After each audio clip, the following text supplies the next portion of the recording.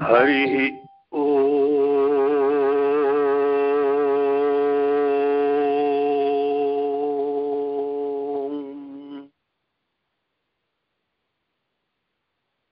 అస్మద్గురుభ్యో నమః. శ్రీమతే రామానుజాయ నమః. శ్రీమన్నారాయణ చరణౌ శరణం ప్రపద్యే.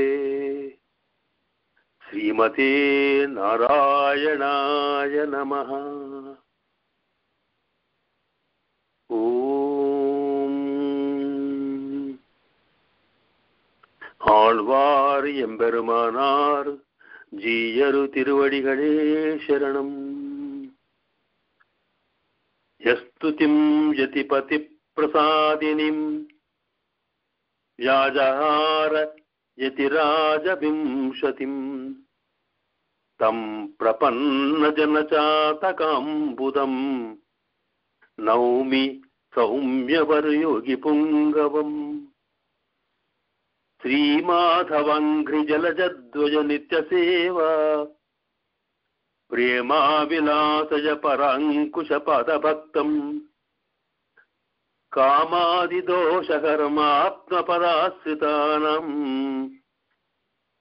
రామానుజం యతిపతిం ప్రణమామి మూర్ధ్నా. రామానుజం యతిపతిం ప్రణమామి మూర్ధ్నా. అస్మద్గురుభ్యో నమః. పరమ పూజ్య భాగవతోత్తములారా, యతిరాజ వింశతిలో మనం ఈనాడు 14వ శ్లోకము నుండి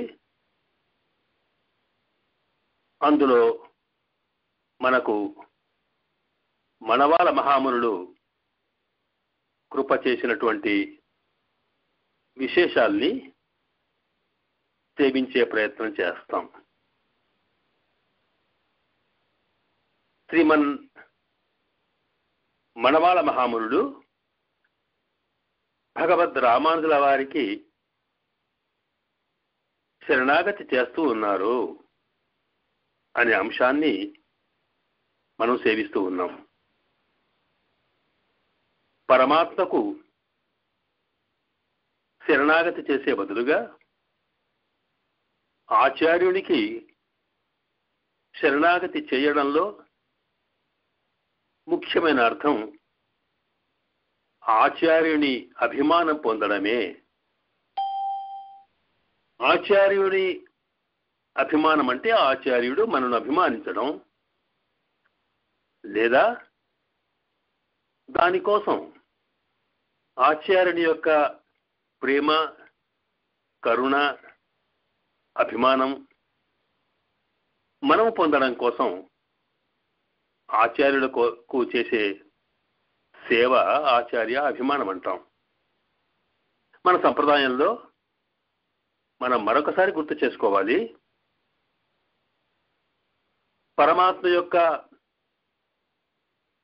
అనుగ్రహం పొందడం కోసం మన శాస్త్రాలు ఎన్నెన్నో మార్గాలు చెప్పినా చివరికి మన విశిష్ట అద్వైత సిద్ధాంతంలో, శ్రీ వైష్ణవ సంప్రదాయంలో మనకు రెండు మార్గాలు ప్రవచించడం జరిగింది పరమాత్మ అనుగ్రహం కోసం. ఒకటి భక్తి, రెండవది ప్రపత్తి. భక్తి అనేది సామాన్యంగా కర్మయోగ, జ్ఞానయోగ ఇలాంటివన్నీ కూడా చేసే సమర్థులైన వాళ్లకు మాత్రమే ఆ భక్తి యోగం పనికొస్తోంది.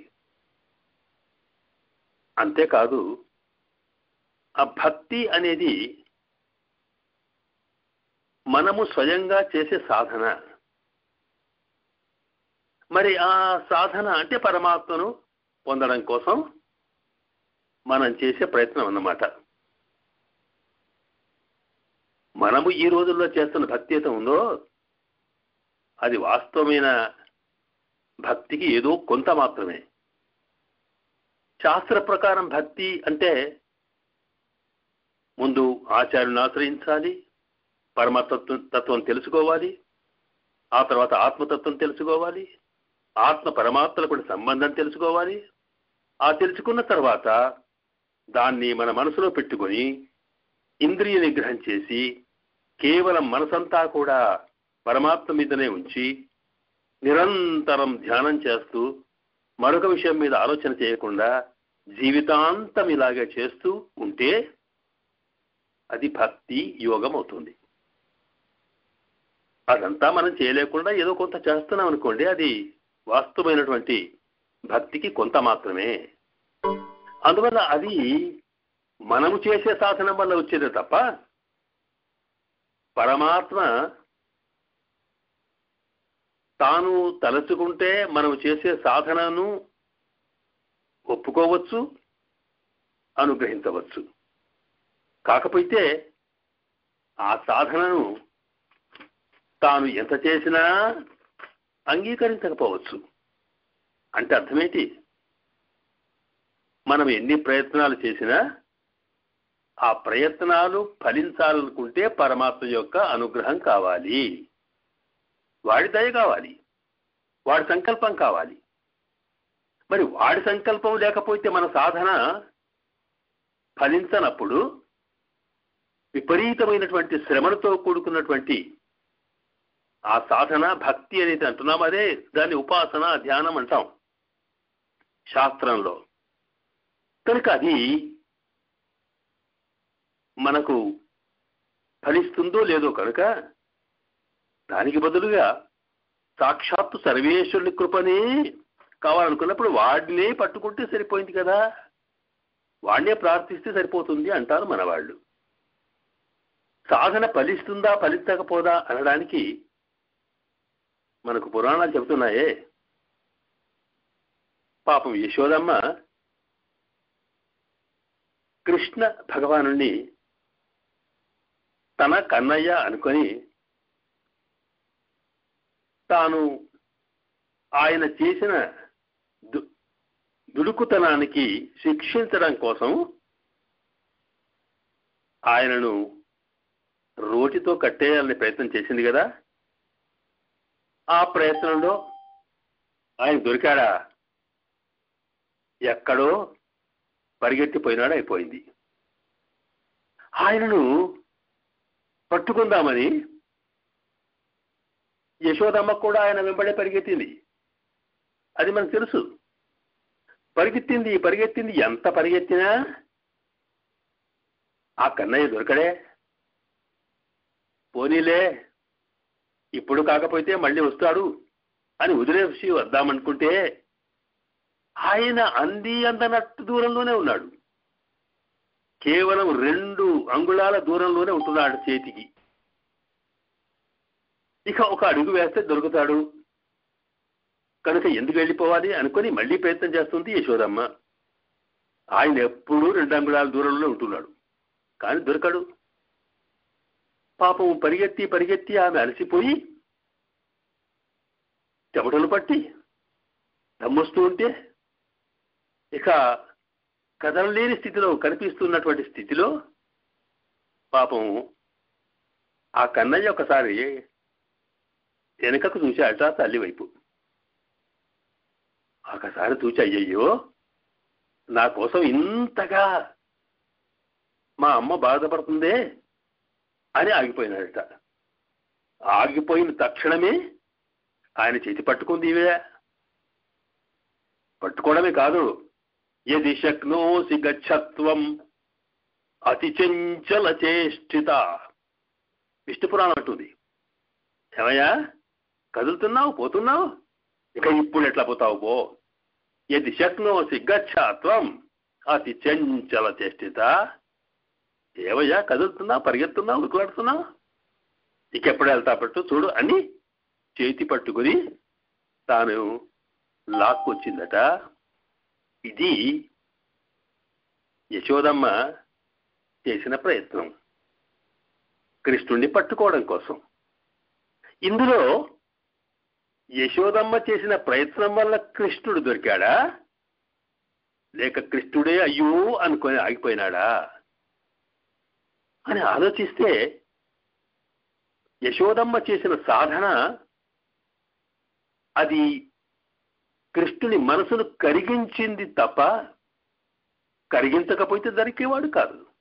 అంటే ఆవిడకి తాను చేతికి చిక్కడం అనేది తన సంకల్పాన్ని బట్టే దొరికాడు అన్నమాట. కానీ ఆమె ఏమనుకుంది, ఇదిగో నేను ప్రయత్నం చేశాను, ఏది శక్తి ఇహరా అన్నాడే.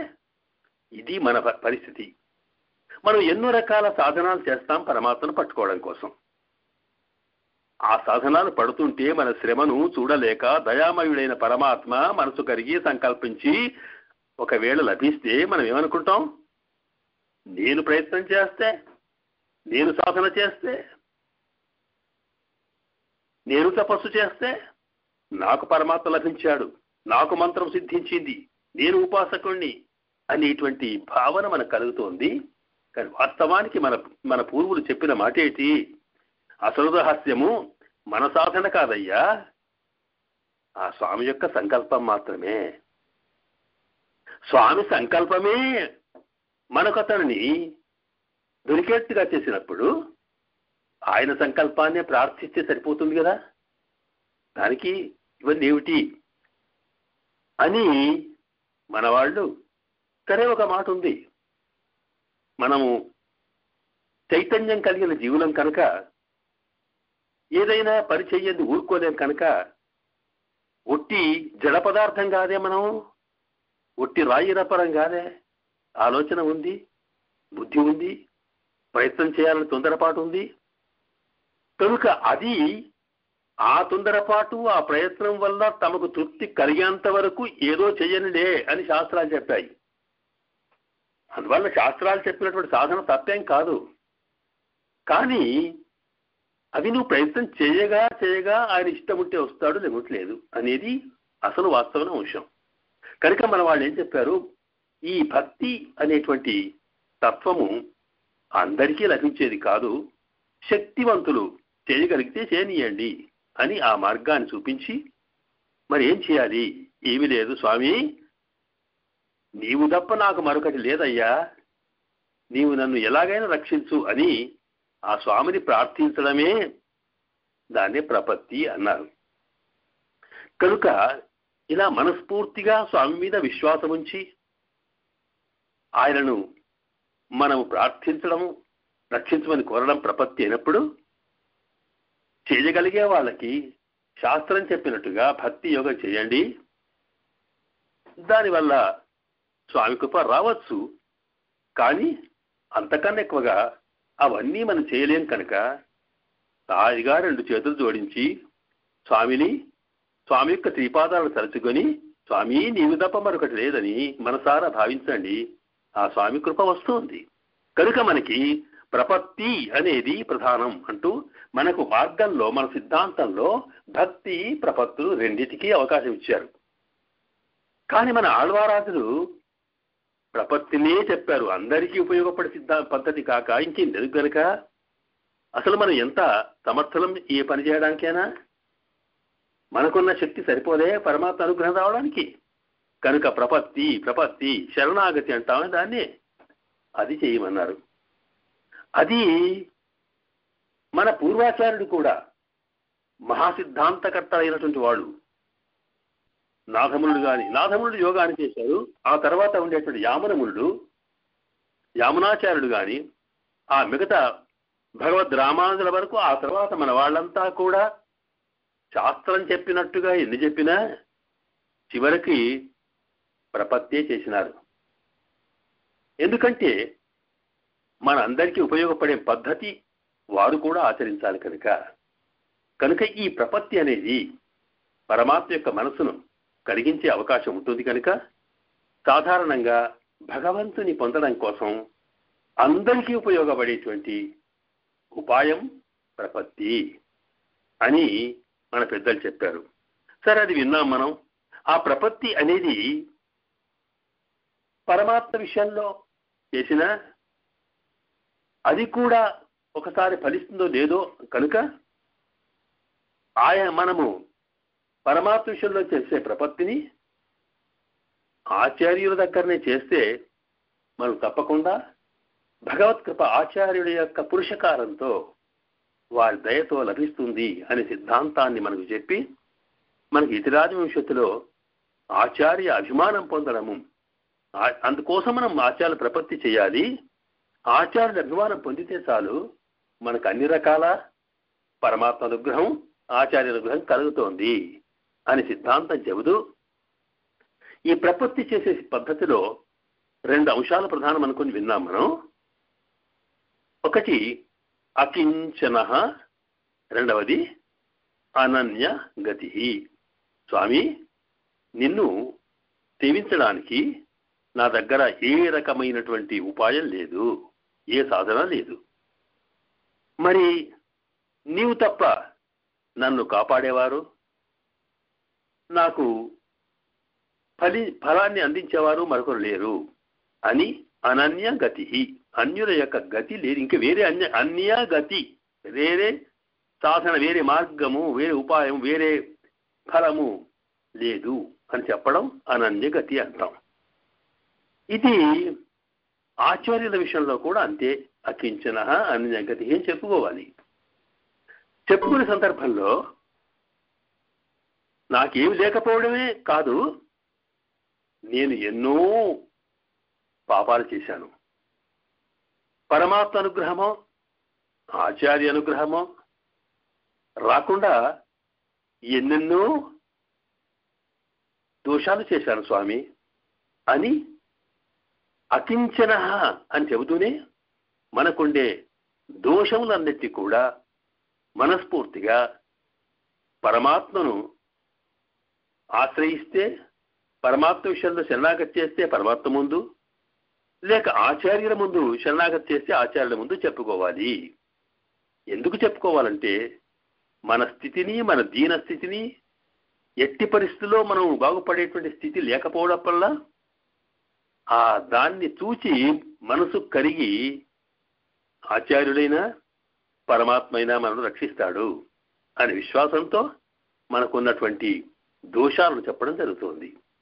ఈ దోషాలకే మన సిద్ధాంతంలో నైత్య అనుసంధానం అంటారు. నైత్యం అంటే నా యొక్క నీచత్వము, నా యొక్క తక్కువదనము, నా దీనత్వము, నా దోషము, ఇవన్నిటిని కూడా అనుసంధించుకోవడం అంటే మనసులో తాము అనుకుని స్వామి ముందు విజ్ఞప్తి చేసుకోవడం అన్నమాట. దీన్ని నైత్య అనుసంధానం అంటాం. ఎంత గొప్పవాడైనా ఏదో ఒక దోషం లేనిది ఉండడండి. కనుక అలాంటి దోషాన్ని మనం ఎప్పుడు దృష్టిలో పెట్టుకుని అది భగవంతుని ముందు కానీ ఆచార్యుని ముందు కానీ చివరికి మనకు ప్రాప్యులైన భాగవతోత్తమునంది కూడా దాసుణ్ణి అనాల్సిన అవసరం ఉందని మన శాస్త్రం చెబుతూ ఉంది. అదే దృష్టిలో పెట్టుకుని యతిరాజవంశత్తులో శ్రీమన్ మనవాల మహామునుడు భగవద్ రామానుజుల వారి ముందు, ఆచార్య, ఇదిగో నాకు ఏ సహాయం లేకపోవడమే కాకుండా, ఏ ఉపాయం లేకపోవడమే కాకుండా నేను ఇన్నిన్ని తప్పులు చేశాను, వంచకుణ్ణి, నేను మోసకాణ్ణి, నేను మూర్ఖుణ్ణి, నేను ఏమేమో చేశాను అంటూ ఇవన్నీ వారి దగ్గర విజ్ఞప్తి చేసుకున్నట్టుగా మనం ఇదివరకు శ్లోకాల్లో విన్నాం. ఎన్ని చెబుతారు వారు. అందువల్ల ఇక్కడ ఏం చెబుతున్నారంటే చివరికి మనకి 14, 15వ శ్లోకం రెండింటిలో కలుపుకొని ఒకే అర్థాన్ని మనం సేవిస్తాం. ఈ 14, 15 శ్లోకాలు చివరికి చెప్తున్నారు, స్వామి, నేను చేసిన దోషాలను మీ ముందు చెప్పడం ప్రారంభిస్తే ఇది ఒకనాటికి పూర్తయ్యేది కాదు. స్వామి, మీలో ఎన్ని మంచి కళ్యాణ గుణాలున్నాయో, అలాగే పరమాత్మలో ఎన్ని కళ్యాణ గుణాలున్నాయో, అన్ని అని లెక్క పెట్టేంత కళ్యాణ గుణములు కదా. మీలో అన్ని గుణాలున్నాయో నాలో అన్ని దోషాలున్నాయి. కనుక నా దోషాలని నేను మీ ముందు లెక్క పెడుతూ ఉంటే అది జీవితాంతం సరిపోదు స్వామి అంటూ ఆ దోషాలను ఒక్క 2 మాటల్లో తాము ముగింపు చేస్తూ చెబుతున్నారు ఈ 14-15 శ్లోకాల్లో. అది ఇప్పుడు మనం సేవిద్దాం. వాచాం అగోచర, ఇది 14వ శ్లోకం.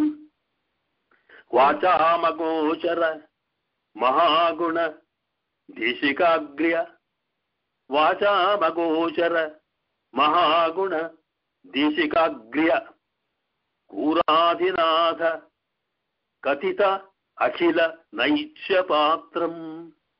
వాచామగోచర మహాగుణ దేశికాగ్ర్య కూరాధినాథ కథిత అఖిల నైత్యపాత్రం. ఏషోహమేవ, ఏషః అహమేవ, ఏషోహమేవ న పునర్జగతి ఈదృశః తత్. ఏషోహమేవ న పునః జగతి ఈదృశః తత్. రామానుజార్య కరుణైవతు మద్గతస్తే. వాచామగోచర మహాగుణ దేశికాగ్ర్య కూరాధినాథ కథితాఖిల నైత్యపాత్రం. ఏషోహమేవ న పునర్జగతి ఈదృశస్తత్. రామానుజార్య కరుణైవతు మద్గతస్తే. ఇక చివరికి వారు చెప్తున్నారు, రామానుజార్య కరుణైవతు మద్గతిస్తే. నేను ఎన్ని దోషాలు చేశానో వాటికి ఎన్ని ప్రాయశ్చిత్తాలు చేసుకున్నా కుదరదు స్వామి. చివరకు నేను కోరుతున్నది ఒకటే, ఇవన్నీ అట్లుండనివ్వండి, నన్ను కాపాడాలనుకుంటే నేను చేసినటువంటి పాపాలు, నేను చేసిన దోషాలను చూస్తే పరమాత్మ కూడా నన్ను రక్షించలేడు. ఎందుకంటే ఆయన నిగ్రహ అనుగ్రహ సమర్థుడు. ఎవడు ఏ జీవి ఏ కర్మ చేశాడో, ఎన్నెన్ని కర్మలు చేశాడో ఆ కర్మల యొక్క ఫలితాన్ని ఒక్కొక్కటి లెక్కపెట్టి పూర్తి చేస్తాడు ఆయన. ఎందుకంటే ఆయన చెప్పిన ఆజ్ఞ శాస్త్రం కదా, కనుక శాస్త్రములో చెప్పినట్టుగా తాను చెప్పిన మాటను తాను ఆచరించాలి. కనుక నేను చేసిన పాపాలకు ఆయన శిక్షించడం ప్రారంభిస్తాడు తప్ప ఆయన కరుణ రావడం చాలా కష్టం. అంతటి పాపాలు చేసిన వాడు నేను.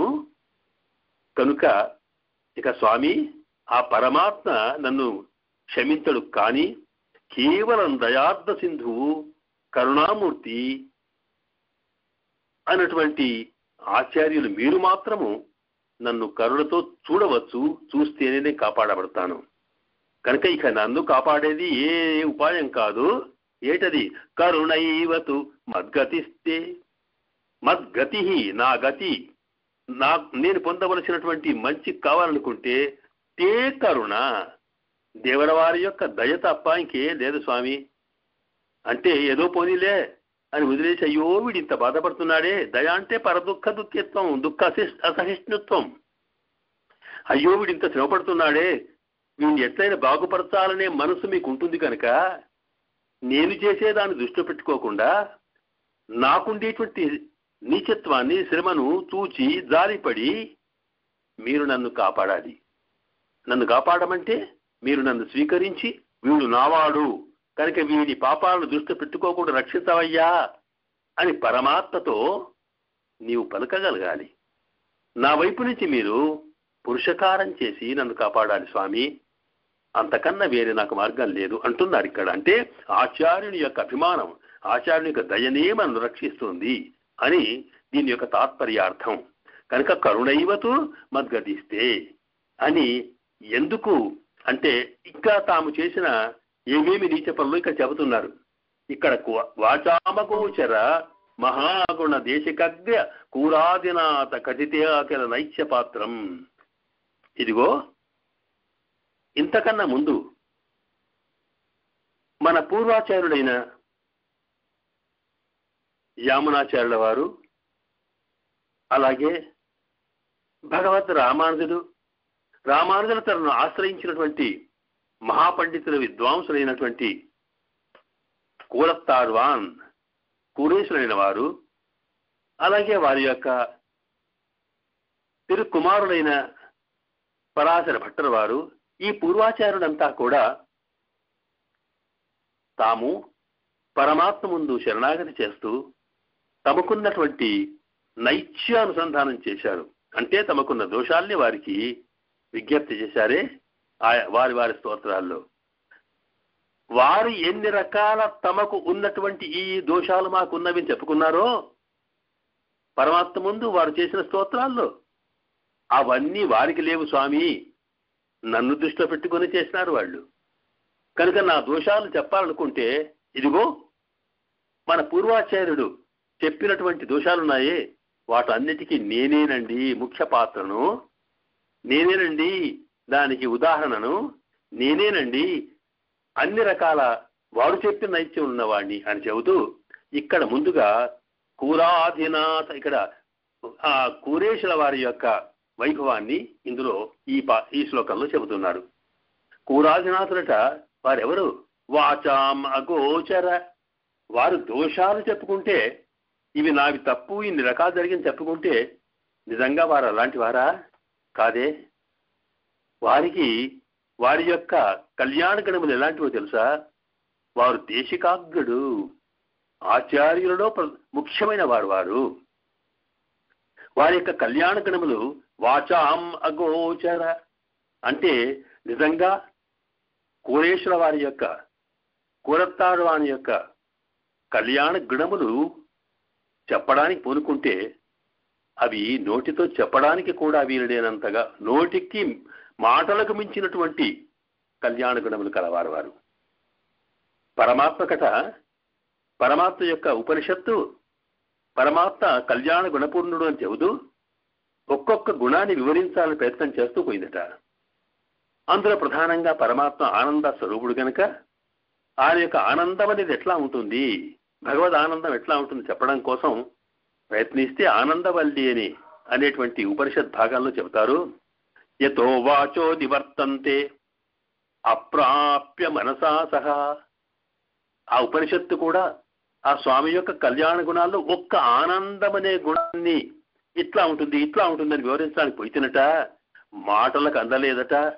మనసుకు అందకుండా చివరికి ఇక నా వల్ల దీని అంతం చెప్పడానికి వీల్లేదని అది తిరిగి వచ్చింది అంటూ మనసుకు మాటకు కూడా అతీతమైనటువంటి చెప్పడానికి కూడా వీలు లేనటువంటి అద్భుతమైన కళ్యాణ గుణ సంపద పరమాత్మతి అని అక్కడ చెప్పినట్టే కూరేశ్వర వారిది కూడా వారి కళ్యాణ గణములు వాచాం అగోచర అన్నారు. అంటే మాటలకు అందనివి, మనసుకు కూడా అందని అద్భుతమైన కళ్యాణ గుణములు అవట. మహాగుణ వారి యొక్క గొప్ప గుణాలట. ఏమిటా గుణములు అంటే ప్రధానంగా కూరత్తాడు వారి యొక్క జీవిత చరిత్రను చూస్తే అన్నిటికన్నా గొప్ప గుణం వారిలో ఉన్న దయ. దయ అంటే ఇతరుల యొక్క దుఃఖాన్ని చూచి ఏమాత్రం ఓర్చుకోలేకపోవడం దయ. ఒకసారి కూరేశ్వర వారు తమకు అరటాకులు కావాలనుకొని అరటి చెట్టు దగ్గరికి వెళ్ళారట. వెళ్ళి ఆకును కోశారు. ఆకును కోయగానే దాని నుండి చెట్టు నుంచి సొన కారుతుందే. ఆ కారుతుంటే అది చూచి అయ్యయ్యో, నేను ఈ చెట్టు యొక్క అంగాన్ని నేను కొట్టివేయడం వల్ల దానికి బాధ కలిగి ఏడుస్తుందే, ఎంత అన్యాయం చేశాను అనుకొని ఆ బాధను తట్టుకోలేక మూర్ఛపోయినారట వారు. అంతటి సున్నితమైన హృదయం.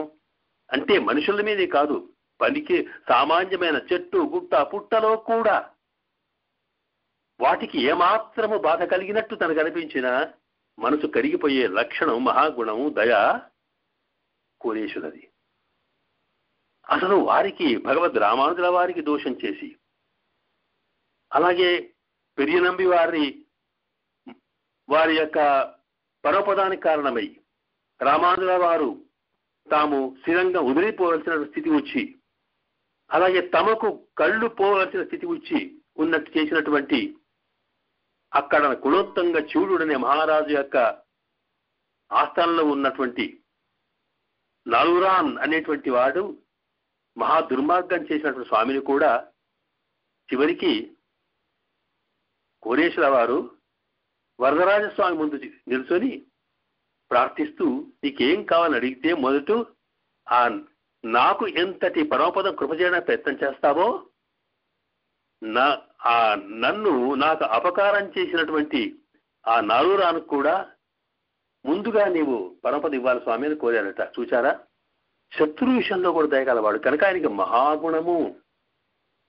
ఇక దేశికాగ్ర్య అంటే అందరి ఆచార్యుల కన్నా చాలా ముఖ్యమైన వారట వారు. దీనికి వారి జీవితంలో భగవద్ రామానుజుల యొక్క దివ్య చరిత్రలో ఒక అంశం చెబుతారు. కురేషుల వారు తాము వరదరాజ చివరి సందర్భం వచ్చినప్పుడు వరదరాజస్వామి దగ్గర ప్రార్థిస్తున్న సందర్భంలో రామానుజుల వారు అంటారు, కురేష, నీవు వరదరాజుల ముందు వెళ్ళి మీకు పోయిన కళ్ళు వచ్చేట్టుగాను దివ్య చక్షు వచ్చేట్టుగా ప్రార్థించమంటే వీరే ప్రార్థించారు. అదిగో శత్రువులకు కూడా పరమపదం రావాలంటూనే ఆ కోరుతుంటే వరదరాజుల వారు చెప్పారట, పర్వాలేదు, నీ సంబంధీకులు ఎవరున్నా సరే వారందరికీ కూడా మోక్షం లభిస్తుంది అన్నారట. ఆ మాట తెలుసుకున్న రామానుజుల వారట వారొక్కసారి తమ దివ్యం శరీరం మీద ఉన్నటువంటి ఉత్తరీయాన్ని తీసుకొని పైకి ఎగిరేస్తూ సంతోషంగా ఎగరడం మొదలుపెట్టారట. ఏమిటి సంతోషం అంటే, ఇదిగో మా కురేషుడు వరదాల నుంచి ఒక వరం పొందారే, వారి సంబంధికులందరికీ మోక్షం లభిస్తుందని. ఇక నాకే తప్పకుండా నాకు కురేషుల వారి సంబంధంతో నాకు తప్పకుండా మోక్షం లభిస్తుంది అని సంతోషంతో ఎగిరినారు చెబుతారు. అంటే అంతటి రామానుజుల వారి యొక్క జగదాచార్యుని రామానుజుల వారి యొక్క కృపకి కూడా సంతోషానికి కూడా మూల కారణమైనటువంటి ఆచార్యవర్యులు మన కురేషుడు. కనుకని ఆ మాట ఇక్కడ మానవాల మహాములు ఈ శ్లోకం చెబుతూ వాచామగోచర మహాగుణ దేశికాగ్ర్య, దేశికుల లాంటి ఆచార్యులు అగ్రవర్ణులైనటువంటి కూరనాథులున్నారే వారు కథిత అఖిల నైత్య పాత్రం, అంత గొప్పవారు కూడా పరమాత్మ ముందు నిల్చొని ఎన్నో రకాల తాను నీచుణ్ణి అని చెప్పుకున్నారే. ఎందులో? వారి స్తోత్రాల్లో. కథిత అఖిల నైత్య పాత్రం. వారు కురేషుల వారు 5 రకాల స్తోత్రాలు చేశారు. వాటిని పంచస్తవాలు అంటాం మనం. అందులో మొట్టమొదట అమ్మవారిని స్తోత్రం చేసిన స్తోత్రం, దాన్ని శ్రీస్తవం అంటాం. ఆ తర్వాత స్వామి యొక్క వైభవం చెప్పడం కోసం వైకుంఠ స్తవం. ఆ తర్వాత సర్వేశ్వరుని యొక్క రామకృష్ణాది విభవ అవతారాలు ఉన్నాయే వాటిని స్తోత్రం చేశారే, అది అతిమానుష స్తవం అంటాం.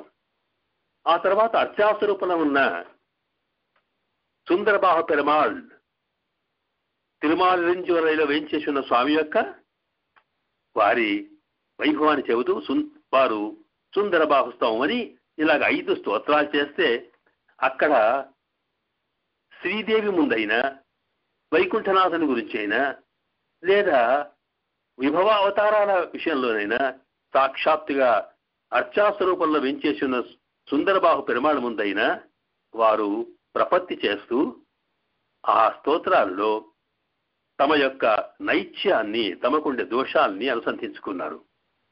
అవి ఇక్కడ వీరు గుర్తు చేస్తున్నారు. ఆ శ్రీస్తవంలో శోదీయానపి దుష్టబుద్ధిరపి నిస్నేహోపి అనీహోపి అని, అమ్మా నేను క్షుద్రుడను, నేను దుష్టబుద్ధిని, నాకు ఎక్కడా ప్రేమ స్నేహము అంటూ లేదమ్మా, నేను ఎవరికి దాస్యం చేయనటువంటి అభిమానిని. అయినా ఇదిగో ఇన్ని రకాల ఉండి కూడా నీ కీర్తిని, నీ కళ్యాణ గణములని ఇంత దుర్మార్గుండయి ఉండి నా నాలుకతో నీ స్తోత్రం చేస్తున్నాను. నేను ఇంతటి దుష్టుడైన ఇంతటి దుర్మార్గంలో ఇంతటి నీచుండి నీ యొక్క కళ్యాణకరముల యొక్క వైభవాన్ని కీర్తి చేస్తే వాస్తవానికి నీ కీర్తికి ఏమీ మరణం కాదమ్మా.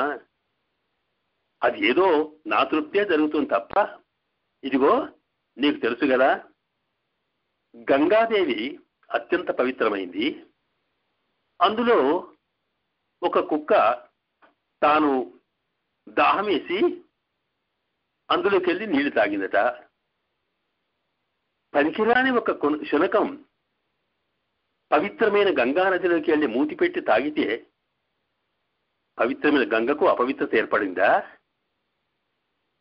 దానికి బదులుగా ఆ శునకానికి, ఆ కుక్కకి దాహం తీరింది కదా. అంతే అమ్మా, నీ పవిత్రమైన కీర్తిని నేను ప్రార్థిస్తూ ఉంటే నాలాంటి నీచుడు ప్రార్థించినా నీకు ఏమీ మరణం రాదు సుమా అంటూ తన యొక్క నీచత్వాన్ని అమ్మవారి ముందు ప్రార్థించారు కూరేసుల వారు. అలాగే వైకుంఠ స్తవంలో హతకోస్మి ఖలోస్మి, నేను దుర్మార్గుణ్ణి ఖలుణ్ణి అని చెప్పుకోవడం. అట్లాగే అతిమానుష స్తవంలో అద్యాపి నాస్తి ఉపరతి త్రివిధాపచారాన్ పాప. స్వామి అమ్మ అక్కడుండేటువంటి అతిమానుష స్తవంలో స్వామి నేను త్రివిధాపచారాలు భాగవత ఆచార్య అపచారాలు ఎన్ని చేశానే, వాటి మీద ఇప్పటికీ కూడా ఇంకా నేను పాపం చేస్తూనే ఉన్నాను అని ప్రార్థించారు అక్కడ. ఇలాగా సుందరబాహు పెరుమాళ్ దగ్గర కూడా కృతాగ దుష్టాత్మ కలుషమతి అని ఇంత గొప్పవారు అంటే ఇంతకుముందు ఏం చెప్పారే, వాచామ గోచరాన్ని అంతటి అద్భుతమైన కళ్యాణ గుణములు కలిగి మహాదేశికులుగా చెప్పుకోబడి పవిత్రమైనటువంటి మూర్తి విద్వద్మనులైన వారు భగవద్ రామానుజుల వారి యొక్క అత్యంత అభిమాన పాత్రులైనటువంటి కూరేశుల వారు కూడా ఇదిగో నేను ఇంతటి నీచుణ్ణి అని తమ స్తోత్రాల్లో అమ్మ దగ్గర స్వామి ముందర చెప్పుకుంటే అవన్నీ కూడా వారికి సంబంధించినవి కావు. ఎందుకంటే అంత గొప్పవారు కదా వారు. మరి అవి నాలాంటి వాడి యొక్క ఉండేటువంటి నీచ గుణాలను అక్కడ చెప్పారు కనుక అవన్నీ రామానుజ నాలోనే ఉన్నాయి అంటూ ఇక్కడ ఏషోహమేవ, నేనే ఏష అహం, నేనే ఇంతటి నా పునర్జగతి, ఈ లోకంలో ఈదృశ ఇలాంటి దుర్మార్గుడు ఇక నాతో సమానమైన వాడు మీకు ఎక్కడ కనిపించడు. కనుక నిజంగా మీరు కాపాడదలుచుకుంటే, వాస్తవమైన దయనే ఉంటే మీరు కరుణామూర్తులు కనుక నన్ను కాపాడాలి, నన్నే కాపాడాలి. కనుక నాకు మీ దయ తప్ప మరొకటి మార్గం లేదు స్వామి. ఇతరులకు ఇంకెన్నెన్నో ఉపాయాలు ఉండొచ్చు, నాకు మాత్రము కరుణ ఈవతు మద్గతిస్తే, దేవరవారి యొక్క కరుణ తప్ప మరొకటి లేదు అంటూ ఇందులో ఆ భగవద్ రామానుజుల వారి ముందు తమకున్నటువంటి నైత్యానుసంధానం చేస్తూ అది ఇక ఇంతకు ముందు ఆచార్యులు చెప్పినవన్నీ నాలోనే ఉన్నాయి కనుక నన్ను రక్షించు అంటూ భగవంతుడి యొక్క ఆచార్యుల వారి భగవద్ రామానుజుల వారి యొక్క దయను ప్రార్థించారు ఇందులో. అలాగే 15వ శ్లోకంలో కూడా శుద్ధాత్మ యామున గురుత్తమ కురనాథ భట్టాఖ్య దేశిక వరోక్త సమస్త నైత్యం అద్య అస్తి అసంకుచితమేవ మయి ఇహలోకే తస్మాత్ యతీంద్ర కరుణైవతు మద్గతిస్తే.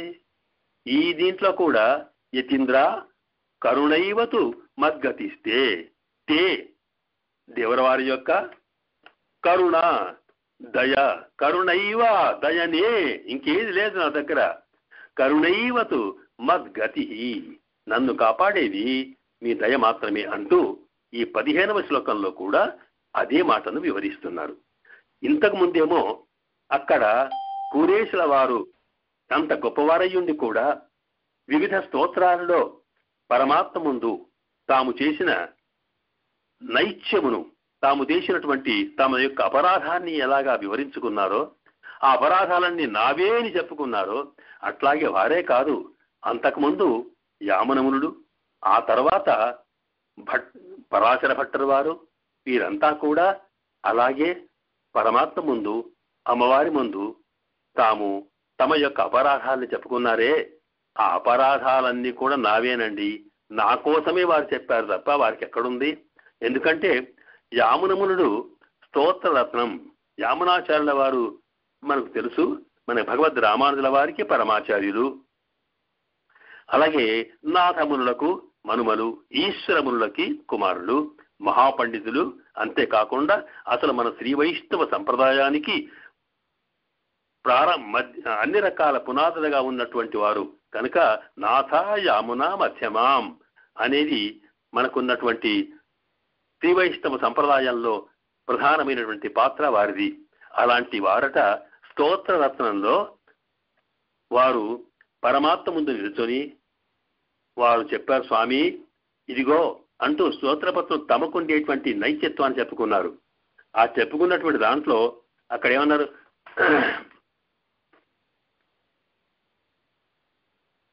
అందులో వారు తమకుండేటువంటి నీచత్వాన్ని చెప్పుకుంటూ అమర్యాద క్షుద్ర చలమతి అసూయా ప్రసవభూ అని ఆ శ్లోకంలో మనందరికీ తెలుసు. స్వామి నేను మర్యాద లేనివాణ్ణి, నేను క్షుద్రుణ్ణి, నేను చేసిన అసూయా ప్రసవభూ, ఏది చూసినా అసూయ నాకు అని చెప్పి ఆ శ్లోకంలో యామనమునుడు స్తోత్రరత్నంలో పరమాత్మ ముందు తమకున్నటువంటి రకరకాల దోషాలను ఎత్తుకున్నారు. అలాగే వారుడి ననిందితం కర్మ యదిహాస్తిలోకే, స్వామి ఈ లోకంలో ఎన్ని రకాల కర్మలున్నాయో అవన్నీ కూడా నేను చెయ్యనివేవి లేవు. ననిందితం కర్మ తదస్తిలోకే సహస్రశోయన్నమయా విధాయి, ఒక్కటిసారి కాదు 1000 సార్లు చేశాను స్వామి. అలాంటి నిందించిన కర్మలు నేను చేశాను. దిగశుచీచమ్మ బనీతం నిర్దయం మామలజ్జం, స్వామి నేను అపవిత్రుణ్ణి, నీతి లేని వాణ్ణి, దయలేని వాణ్ణి, సిగ్గులేని వాణ్ణి, ఛీ నా జీవితం ఏమిటి, ధిక్ ధిక్ ధిక్ అని చెప్పుకున్నారు వాళ్ళు. నిహీనాచారోహం నృపశు అశుభాస్యాస్పదమపి, నృపశు అన్నారే వృత్యా పశు అని మనవారు ఇతిరాజంశాలు చెప్పినట్టే అక్కడ స్తోత్రరత్నంలో యామనమునులు నిహీనాచారోహం, పనికిరానటువంటి దుర్మార్గపుల నడక కలవాణ్ణి నృపశు అని ఇలాగ ఎన్ని రకాల ఆ సర్వేశ్వరుని ముందు సర్వేశ్వరుని ప్రార్థిస్తూ తనకుండేటువంటి అంటే ప్రపత్తి చేసే ముందు తమకున్న దోషాలను చెప్పుకున్నారు. అలాంటి దోషాలు చేసిన వారు యామనమునుడు దోషాలు చేశారా, అపరాధాలు చేశారా? అది కాదండి. ఎందుకనకంటే రామునుడు శుద్ధాత్మ యామునుడు యామునాచార్యుల వారు శుద్ధాత్మలు. వారి యొక్క ఆత్మ అంటే మనసు, శుద్ధమైనది, పరిశుద్ధమైన మనసు అండి వారిది. అంటే ఏమిటి మానసిక పరిశుద్ధి అంటే ఏమిటి? లోకంలో కామక్రోధాలు వారు చెప్పుకున్నట్టు అమర్యాద అశుద్ధ ఇవి కాదు, ఇవి ఉన్నవి కావు. వారి మనసంతా కూడా సర్వేశ్వరుని మీదనే ఉన్నటువంటిది. పవిత్రమైన మనసే పరమాత్మ మీదను తలుస్తుంది. పవిత్రమైన మనసులోనే పరమాత్మ యొక్క సాక్షాత్కారం కలుగుతుంది. యామనమునుడికి సాక్షాత్కారం కలిగిందంటే వారి మనసు శుద్ధమైనటువంటిది. అంతటి పవిత్రమైన మనసు కలిగిన యామనమునుడు తమను స్తోత్రరత్నంలో అంత నీచంగా చెప్పుకున్నారంటే అది వారిది కాదు, అది నాదేనండి. వారు ఎన్ని రకాల అందరూ నైత్యం చెప్పారో వాటన్నిటికీ ఇదిగో నేనే ఉదాహరణ అంటూ అందరూ చెప్తూ యామనమునుడి శుద్ధ ఆత్మయామున, యామనమునుడు శుద్ధాత్ములు. మరి గురుత్తమ కూరనాథుడు కూరేశ్వరుడు గురువులలో శ్రేష్టమైన వారు. వారు ఎలాంటి వారో ఆ కూరత్తాడు వాని గురించి ఇంతవరకే మనం సేవించుకున్నాం. ఆ తర్వాత భట్టాఖ్య దేశిక కూరత్తాడు వారి యొక్క కుమారుడు పరాశర భట్టర్ వారు శ్రీగుణ రత్నకోశాన్ని స్తోత్ర రూపంలో మన కృపచేతం పాటు శ్రీరంగ స్తోత్రం కూడా రంగనాథుడి యొక్క శ్రీరంగ స్తవమే అది చేశారే. ఆ శ్రీరంగ స్తవంలో కూడా భట్టర్ వారు అంతటి దేశిక వరోక్తులు, అద్భుతమైన ఆచార్యులు అయినప్పటికీ కూడా అందులో ఒక మాట అన్నారు. రంగనాథ అని వారి ముందు నిలుచుని వారికి ప్రపత్తి చేస్తూ అతిక్రామన్నాజ్ఞాం విధి నిషేధేషు భవతేపి అభిదృశ్యన్ వాక్ ధీ కృతిభిః అపి భక్తాయ సతతం. స్వామి నీ యొక్క ఆజ్ఞారూపమైనటువంటి వేదములు ఏవైతే విధి నిషేధం, ఇది చెయ్యు ఇది చేయవద్దని చెప్పారో అలాంటి వాటిని నేను అతిక్రమించి నీవు నీ ఆజ్ఞారూపమైన శాస్త్రములు వేదములు ఏది చేయవద్దన్నాయో అవి చేస్తూ, ఏది చేయమన్నాయో అవి చేయకుండా ఇలాగా నీ విషయంలో నేను ఆజ్ఞాధిక్కారం చేశాను స్వామి, నీ విషయంలో అపచారం చేశాను. అలాగే కాదు, నేను నీ విషయంలో కాదు, నీ భక్తుల విషయంలో కూడా వాక్ ధీ కృతిభిహి అంటే మాటలో, మనసులో, ఆలోచనలో, క్రియలో అన్ని రకాల కూడా నీకు ప్రియతములైనటువంటి భగవతోత్తముల విషయంలో కూడా నేను ఎన్నో అపరాధాలు చేశాను స్వామి. రంగనాథ, నన్ను క్షమించి నీవన్నీ సహించుకొని నాకు కృప చేయమని ప్రార్థించారు. శ్రీ రంగరాజస్తవంలో ఉండేటువంటి ఒక దివ్య స్తోత్రంలో భట్టర వారు. అలాగా భట్టర వారు ఏదైతే తాము శాస్త్ర విరుద్ధమైన అపరాధాలు చేశామనో, సహించరాని అపరాధాలు చేశామన్నారో అవన్నీ నేను చేసినవే అంటూ ఈ 2 శ్లోకాల్లో కూడా స్వామి మనవాళ మహామునుడు యతిరాజుల ముందు చెబుతూ, నన్ను ఇంతటి నీచమైనటువంటి వాణ్ణి నన్ను రక్షించాలనుకుంటే నీ కృప తప్ప మరొకట్లేదయ్యా. కనుక ఆ కృప ఎప్పుడు చూపిస్తావు? ఎప్పుడో కాదు, ఇహ అద్య, ఇదిగో ఇప్పుడే, ఈ రోజే, ఇక్కడే. ఎందుకంటే ఇక్కడాంటి ఈ లోకంలో ఇది పాపాలకు పుట్ట అయినటువంటి ప్రపంచం. ఇది ఇక్కడ ఉన్న ప్రతి చోట కూడా ఉన్న ప్రతివాడు ఏదో రకంగా పనికిరాని పనులు చేసేటువంటి పరిస్థితులు, వాతావరణం ఈ లోకంలో ఉన్నాయి.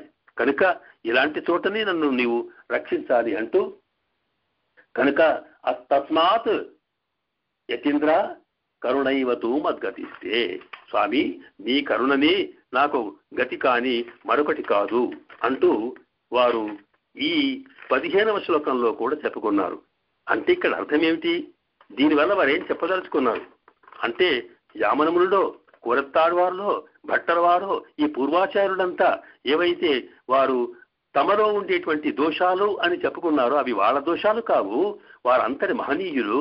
కనుక అవి నా దోషాలుగా చెప్పుకున్నారు అని వీరు మనవాళ్ళ మహానులు అంటే దానివల్ల మనమేం అర్థం చేసుకోవాలి అంటే, పూర్వాచార్యులు చెప్పిన దోషాలన్నీ కూడా తమయి మాత్రమే అని ఎట్లా అంటున్నారో, అసలు మనవాళ్ళ మహాములు అంతటి వారే. వారు కూడా మనకు పూర్వాచార్య పరంపరలో వారు చివరి వారు, ప్రధానమైనటువంటి వారు. కనుక వారి యొక్క సాక్షాత్తుగా భగవద్ రామానుజుల వారి యొక్క అపరావతారంగా భావిస్తున్నామే. మరి అంతటి మహాత్ములు, అంతటి దేశికవరులు, అంతటి ఆచార్యులు వారు ఇన్ని రకాల దోషాలు కలిగి ఉంటారా? అంటే వారు ఇవన్నీ వారు ఎలాగైతే పూర్వాచార్యుల యొక్క దోషాలు తమవే అనుకొని చెప్పుకుంటున్నారో మనం ఏం గ్రహించాలి అంటే, ఈ యతిరాజ వింశతిలో మనవాళ్ళ మహాములు ఏవైతే తమకున్న దోషాలని అని విన్నవించుకున్నారో అవన్నీ మనలాంటి సామాన్యులవి అన్నమాట. కనుక మనందరి పక్షాన వారే ప్రార్థిస్తున్నారు. కనుక ఇక్కడ మనము ఆచార్యుల ముందు కానీ, సర్వేశ్వరుల ముందు కానీ, ఇదిగో ఇన్ని రకాల దోషాలన్నీ అమర్యాద క్షుద్ర నధర్మనిష్ఠో స్వినచాత్మవేది అని ఎలా చెప్పుకున్నారో అవన్నీ మనము కూడా చెప్పుకోవాలి. అంతటి దోషకు ఇష్టమైనప్పటికీ కూడా, అంతటి దుర్మార్గపు లక్షణాలు మనలో ఉన్నప్పటికీ కూడా, అంతటి పాప లక్షణాలున్నా మనం ఎవరు రక్షిస్తారు? కరుణ ఈవతు మద్గతిస్తే, భగవద్ రామానుజుల వారి యొక్క దయనే మనం రక్షిస్తుంది.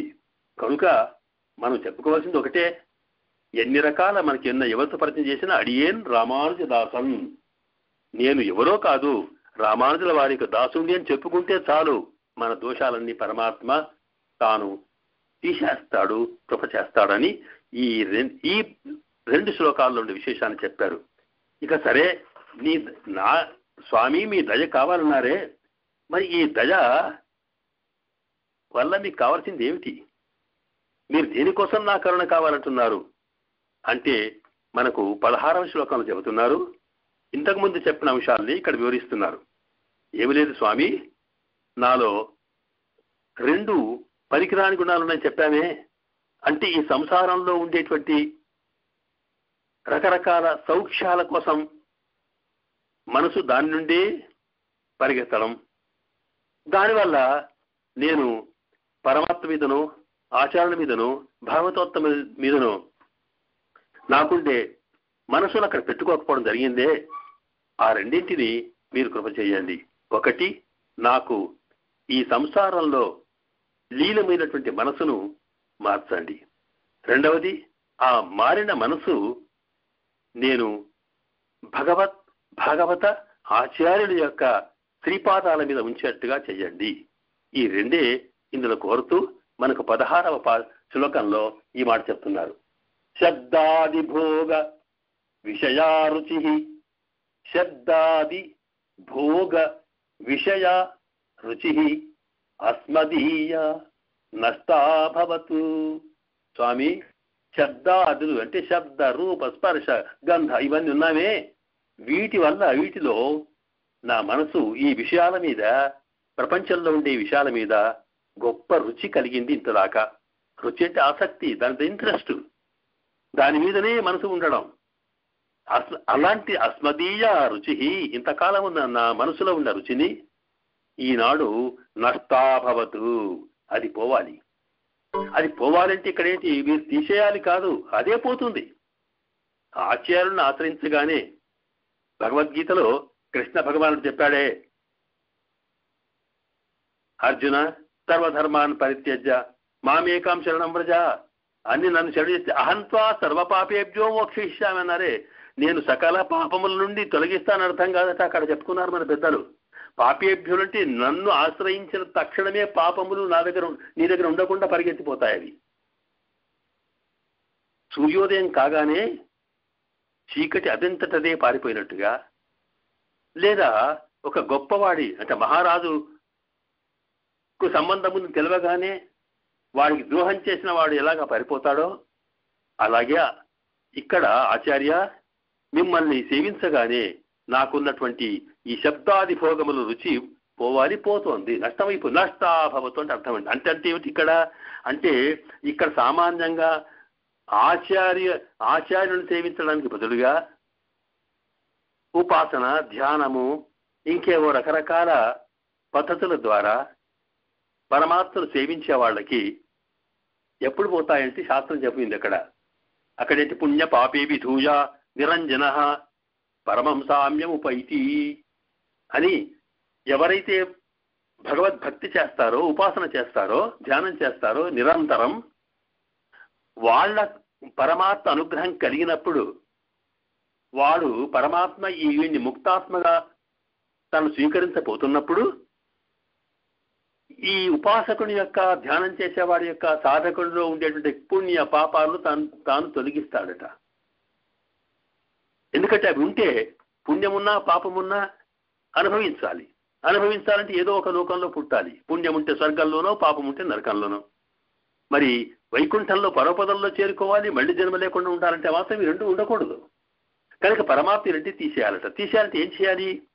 అప్పుడు ఏం చేస్తాడట ఆయన, ఈ పుణ్యమును వీరికి దగ్గరి వాళ్ళు, అంటే ఎవరైతే సాధన చేస్తున్నారో, ఎవరైతే మోక్ష ప్రాప్తి కొరకు సిద్ధమైనారో ఆత్మ, వారు జీవించినంత కాలము ఎవరితో సత్సంబంధాలు కలిగి ఉన్నారో వాళ్ళకు ఆ పుణ్యాన్ని అప్పగిస్తాడట, కట్టేస్తాడట. అది వాడి సంకల్పం, వాడి ఖాతాలు జమ చేసేస్తాడంతే. అలాగే పాపాన్ని వాడి శత్రువుల విషయంలో ఇస్తాడట.